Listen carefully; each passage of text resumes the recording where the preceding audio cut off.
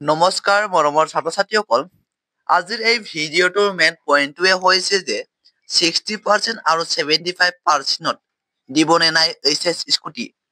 অসমৰ মুখ্যমন্ত্ৰী ডক্টৰ হিমন্ত বিশ্ব শৰ্মাই আজিৰ এই ভিডিঅ'টোৰ সকলোবোৰ কথা, সকলোবোৰ তথ্য অনুসৰি আজিৰ এই ভিডিঅ'টো আলোচনা কৰিম। মুখ্যমন্ত্ৰী অৰ্থাৎ চৰকাৰৰ ফালৰ পৰা উত্তৰ আহিল নে? গতিকে এই সকলোবোৰ তথ্য জানিবলৈ ভিডিঅ'টো শেষলৈকে চাবা। আৰু যদি এই চেনেলটো প্ৰথমবাৰ আহিছা তেন্তে চেনেলটো ছাবস্ক্ৰাইব কৰি বেল আইকনটো প্ৰেছ কৰি ৰাখিবা। কাৰণ আমি এই চেনেলটোৰ এনেধৰণৰ জৰুৰী ইনফৰমেশ্যনবোৰ সময়মতে আপলোড কৰি থাকো। যোনসকলে 2025 বৰ্ষত এইচএছ পৰীক্ষা অৰ্থাৎ হাই ছেকেণ্ডাৰী পৰীক্ষা দিছা তেওঁলোকৰ বাবে বহুতে ইম্পৰ্টেণ্ট হয় এই ভিডিঅ'টো। গতিকে শেষলৈকে চাবা। বহুতো ইউটিউবাৰে এইটো কৈ আছে যে মই বহুতো ভিডিঅ'টো দেখিছো যে তেওঁলোকে কৈছে যে অতি সোনকালে অসম চৰকাৰে সিদ্ধান্ত গ্ৰহণ কৰিব যে 60% ছোৱালীসকলক আৰু 75% ল'ৰাসকলক স্কুটি দিব। গতিকে এই কথাটো কিন্তু সত্য নহয়।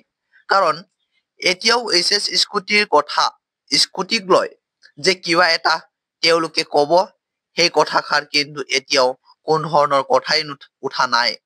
হয়তো তোমালোকে বহুতো ইউটিউব চেনেলৰ ভিডিঅ' দেখিছা যে অতি সোনকালে গ্ৰহণ কৰা হ'ব, কিন্তু মই কৈছো শুনা, অসম চৰকাৰে এতিয়াও কিন্তু স্কুটিক লৈ একো কথা কোৱা নাই বা একো কথা ওলোৱা নাই। অকল এইটোৱে কৈছে যে 80%তে স্কুটি দিব, ল'ৰা বা ছোৱালী দুয়োটাৰ ক্ষেত্ৰতে 80%তে স্কুটি দিব বুলি অসমৰ মুখ্যমন্ত্ৰীয়ে ফেচবুক লাইভত কৈছিল। আৰু মই তোমালোকক এটা কথা কম যে এতিয়াও তোমালোকে স্কুটি পোৱাৰ চান্স আছে, যদিহে তোমালোকে ভালদৰে প্ৰতিবাদ কৰা। চান্স কিয় আছে বুলি কৈছো শুনা, যদি তোমালোকে ভালকৈ প্ৰতিবাদ কৰা, মই আগৰ ভিডিঅ'বোৰতো কৈছো যে প্ৰতিবাদ কৰা, প্ৰটেষ্ট কৰা। এতিয়া 3-4 ঠাইত প্ৰতিবাদ হৈ গ'ল, কিন্তু বাকী কেইটা ঠাইত হোৱা নাই। কিয়? তেওঁলোকক স্কুটি নালাগে নেকি? তেনেকৈ হলে নহব। তেনেকৈ হলে মই ডাইৰেক্টলি কৈছো যে স্কুটি পোৱাৰ একেবাৰে চান্স নাথাকিব। আজিৰ এই ভিডিঅ'টোৰ মেইন উদ্দেশ্যটোৱে হৈছে যে যদি স্কুটি লাগে প্ৰটেষ্ট কৰা। মই জানো যে তোমালোকে বহুতো কষ্ট কৰিহে এই নম্বৰটো পাবলৈ সক্ষম হৈছা। সেইকাৰণে মই কৈছো প্ৰটেষ্ট কৰা। প্ৰটেষ্ট নকৰিলে কিন্তু এইচএছ স্কুটি পোৱাটো একেবাৰে সম্ভৱ নহব।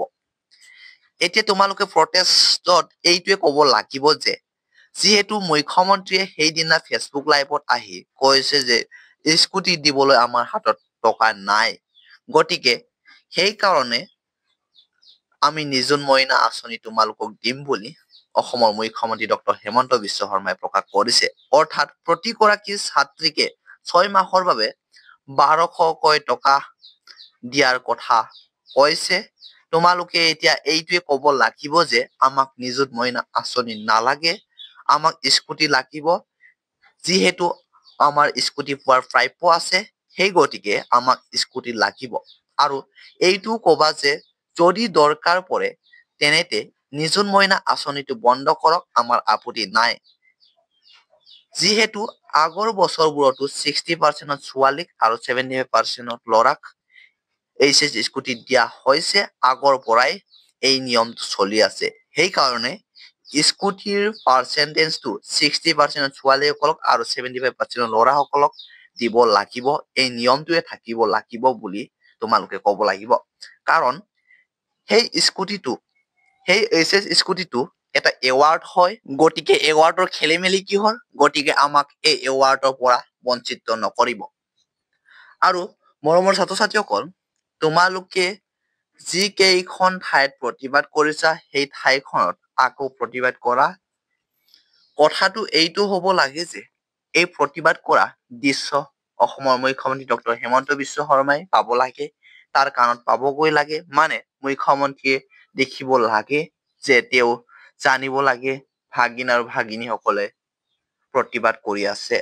সেই কথাষাৰ মই তোমালোকক আগৰ ভিডিঅ'বোৰতো কৈছিলো। গতিকে তোমালোকে আকৌ এটা প্ৰতিবাদ কৰা। যদি প্ৰতিবাদ কৰা তেন্তে এইচএছ স্কুটি পোৱাৰ চান্স একেবাৰে আছে। যদি নকৰা তেন্তে চান্স নাই। গতিকে যদি এইচএছ স্কুটি লাগে তেন্তে প্ৰটেষ্ট কৰা আৰু যদি নালাগে প্ৰটেষ্ট নকৰিলেও হ'ব।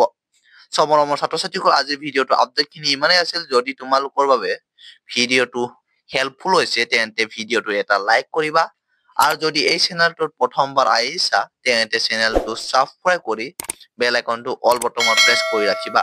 কাৰণ আমি এই চেনেলটোৰ এনেধৰণৰ জৰুৰী ইনফৰমেশ্যনবোৰ সময়মতে আপলোড কৰি থাকো। গতিকে ভিডিঅ'টো বন্ধুবোৰলৈ শ্বেয়াৰ কৰি দিবা। আজিৰ ভিডিঅ'টো শেষলৈকে চোৱাৰ বাবে ধন্যবাদ।